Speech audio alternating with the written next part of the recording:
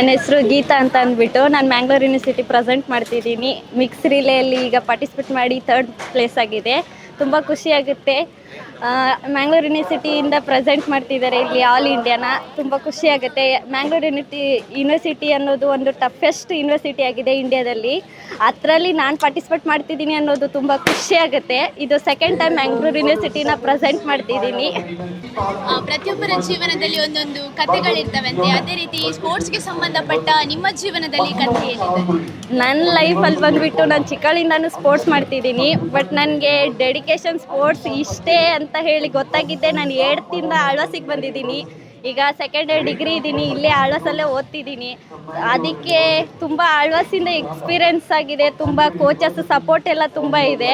ನಾನು best coach ಅಂತ ಹೇಳೋಕ್ಕೆ ಪ್ರದೀಪ್ ಸರ್ನ ಇಷ್ಟಪಡ್ತೀನಿ. ಈಗ ಇಲ್ಲೂ ಇದ್ದಾರೆ, ಅವರು ನನಗೆ ತುಂಬ ಸಪೋರ್ಟ್ ಮಾಡಿದ್ದಾರೆ. ಈಗ ಜಸ್ಟ್ ಅವರು ಡಿವೈಸ್ ಗೌರ್ಮೆಂಟ್ ಆಯಿತು ಅಂತ ಹೋಗಿದ್ದಾರೆ.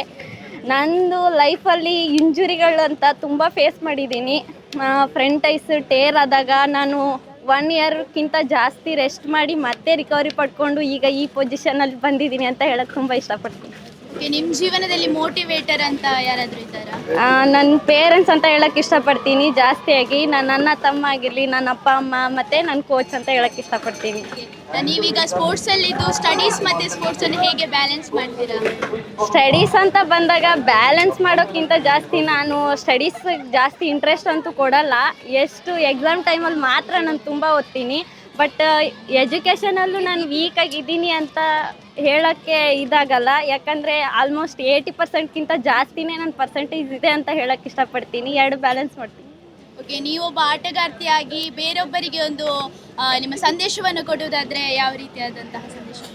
ಎಷ್ಟೇ ಫೇಲ್ಯೂರ್ ಆದ್ರೂ ಸ್ಪೋರ್ಟ್ಸ್ ಬಿಡಬೇಡಿ, ಮುಂದೆ ಅಚೀವ್ಮೆಂಟ್ ಮಾಡೋದು ಇದ್ದೇ ಇರುತ್ತೆ. ಈ ಲೈಫಲ್ಲಿ ಇಲ್ಲ ಅಂತಂದ್ರೂ ನೆಕ್ಸ್ಟ್ ಸಫರ್ ಪಟ್ಟು ಮತ್ತೆ ಒಂದಿನ ಜಯ ಸಿಕ್ಕೇ ಸಿಗುತ್ತೆ ಅಂತ ಹೇಳಕ್ಕೆ ಇಷ್ಟಪಡ್ತೀನಿ. Okay, thank you.